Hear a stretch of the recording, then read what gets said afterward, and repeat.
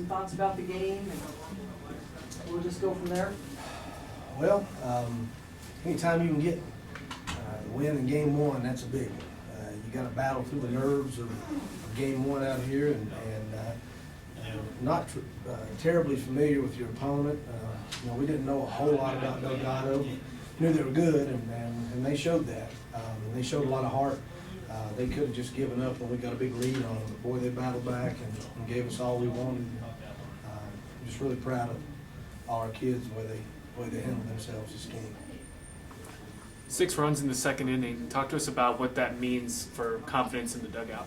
It helps a little, especially after we gave up 2 in the first. I've tried to tell these guys, no lead is safe out here, and it doesn't matter if you're down 2, if you're down 15, anything can happen out here. You see, there's 22 runs scored that game, and the wind was blowing straight in at about 30 miles an hour the whole game. So, that's welcome to Simplesio Field right there. So you've obviously seen this, so and it is hard to tell the kids what to expect. There is nothing you can do to prepare them for it. I mean, you just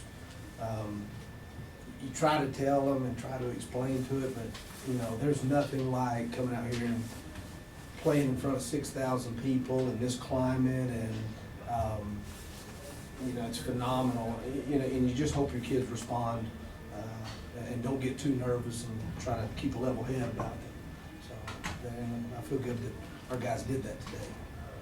And so you give up the home run and early, but you come back and put up 6 right away. Was it important, I think, for this group to kind of answer that real quick?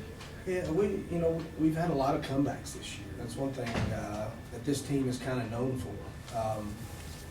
We've had a lot of comebacks late in games that, and I think if you can go through games like that throughout the season, it builds your character, and it gives you that confidence that, hey, you get behind, it doesn't matter. You got to keep the same approach and do what we've done all year, and just keep fighting to the very end. Yes. In the second inning, you guys got your runs on some smaller hits, and then you ended up getting 5 on home runs. Which one is more typical of you guys? 2 are a little different. It's kind of been that way all year. It just depends on the situation. We've hit a few home runs this year, but I don't feel like we live and die by it. We want to try to be a well-balanced team that can do a little bit of everything, and we want to be good hitters. We don't try to hit home runs. We just want to try to hit balls hard, and whatever happens. So Ross, when you go up and you see this park for the first time, and you see, okay, guy hits it out first inning, you guys are not small.